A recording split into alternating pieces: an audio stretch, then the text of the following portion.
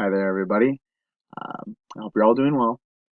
We are creeping up on the end of the course here, just a few days left. So, with that being said, I do want to wish you all the best in your future endeavors. My name is Danny Sayes Jr., and today I'll be presenting you with a slideshow that I compiled regarding the genetic disorders that we chose. The genetic disorder that I chose in particular was primary congenital hypothyroidism. Throughout this presentation, I will be providing you with a general introduction, um, a few cool facts that I found, prevalence of this genetic disease, some physical effects and characteristics of somebody that may have this genetic disease, the molecular cause, so more so the science behind it, and I will also be discussing genetic testing. So to introduce this genetic disease, primary congenital hypothyroidism occurs in individuals from birth, and it affects the thyroid gland, which is located near the larynx and the trachea. If you look above me right here, you will see that it is a butterfly-shaped gland. It does surround the entire larynx and trachea there. The thyroid gland is responsible for using iodine to produce various hormones, and it then releases them into the bloodstream. These hormones in particular are used to regulate the metabolism, growth, they're responsible for brain development, and many other bodily functions. Individuals with congenital hypothyroidism have low levels of these hormones, which can lead to a number of health conditions.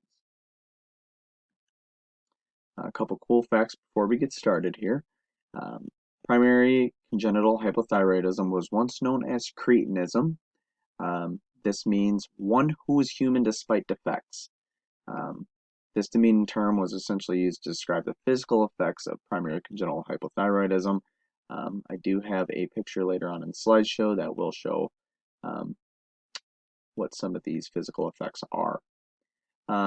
Another fun fact, efforts to combat this disease can be traced all the way back to World War I, when iodized salt was added to public health initiatives. This was seen at the time to be beneficial and an easy way to supply iodine to the public.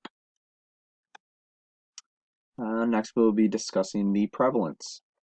1 in every 2,000 to 4,000 infants are born with primary congenital hypothyroidism. For reasons that aren't yet known, primary congenital hypothyroidism is diagnosed in women twice as much as male counterparts. These are some of the physical effects that are associated with congenital um, hypothyroidism. I'll just go down the list here, and then after that I will discuss the picture that I have right above me here. So some of the physical effects are trouble eating, lack of energy, excessive sleep, constipation, impaired intellectual development, jaundice, which essentially is yellowish colored skin, um, eye swelling, swelling of the tongue, an enlarged belly button and stomach, weight gain, and stunted growth. Um, Although not all babies are going to display these symptoms, it is important to observe. As you can see above here, this child does have an enlarged abdomen, an enlarged belly button. You could say that the tongue might show a little bit of swelling there. Skin has a little bit of a discoloration there. Other things you wouldn't actually be able to tell within this picture, such as lack of energy, constipation, things like that. There are a couple other physical effects, but these are among the more common. Moving on, we will be discussing the molecular cause. This genetic disease is associated with multiple genes. There isn't one in particular. Some of the associated genes include the DuoX2 gene, PAX8, TG, SLC5A5, the TSHB, and then the TPO and TSHR in particular are two studied genes that have been associated in this type of genetic disease. The PAX8 and the TSHR in particular are linked to proper thyroid gland development and growth. Each gene has a different location. For an example, the TSHR gene is located at 14q31.1. This mutation causes increased levels of plasma, TSH, which is thyroid stimulating hormone, and low levels of thyroid hormone. These mutations can impede the functioning of the gland, thus resulting in lower hormone levels that can be sent into the bloodstream. The other genes mentioned will lead to problems in hormone production and synthesizing if mutations are present. The mode of inheritance. This genetic disease is characterized by an autosomal recessive inheritance pattern and an autosomal dominant.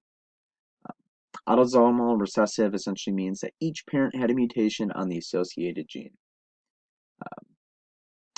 Mutations in the PAX8, TSHR, and Duo X2 are associated with an autosomal dominant pattern, which means only one copy needs to be present to cause the disorder.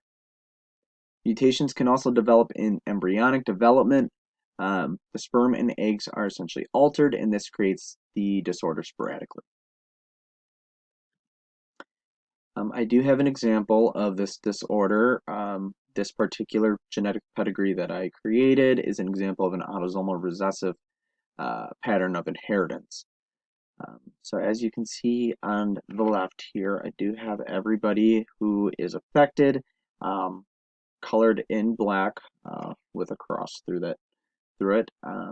So the probability of Kyle and Ashley located at the top, they will have a 50% chance of having an affected child. David and Sandra at the top right, they will have a 0% chance, as they are both big A, big A. Carl and Daisy will have a 100% chance of having an affected child. As you can see, they are both little a, so their child is guaranteed to inherit this disease. If we move a little bit over to the right there, George and Rachel, they have a 0% chance of having an affected child. Moving down from there, we have Josh and Sophia. They will have a 50% chance of having an affected child. And Robert and Becky, located to the right of them, will have a 25% chance of having an affected child, as they are big A, little a, big A, little a.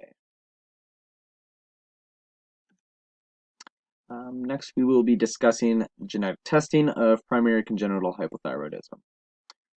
In the United States, there are two primary approaches. The first approach utilizes capillary blood, which is obtained from a heel stick. The blood that is received will be absorbed onto filter paper with backup thyroxine to produce primary thyroid stimulating hormone, that TSH we discussed earlier.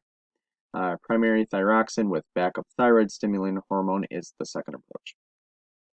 Genetic testing for primary congenital hypothyroidism is to be implemented within the first 2 and 4 days after birth. In the case that a newborn does happen to be discharged early from a hospital, that child should be tested within the first 48 hours of life. Primary congenital hypothyroidism screening and testing. It is required for all newborns in the United States. Diagnosing primary congenital hypothyroidism at early stages of life does improve the neurodevelopmental processes of those who are afflicted. 1 out of every 3,000 to 4,000 babies have primary congenital hypothyroidism and will likely display neurologic, motor, and development abnormalities. Next question that we have here regarding this is, what is the typical cost of testing? According to the Northwest Regional NBS program, the average cost to test a newborn is around $7.71. This is the cost when the consultation with a medical provider is already covered. So none of those other costs are included in that total. Companies that do provide testing for this specific genetic disease are Archer DX, Clinical Services, Prevention Genetics, Baylor Genetics, Blueprint Genetics, EGL Genetic Diagnostics, Perkin Elmer Genomics, uh, Pittsburgh Cytogenetics Laboratory. And that is all I have for you guys. I hope you enjoyed the presentation, and hopefully you all learned a little bit more about a genetic disease that you may not have heard of. So thank you, and I hope you all have a great rest of your day. Thank you.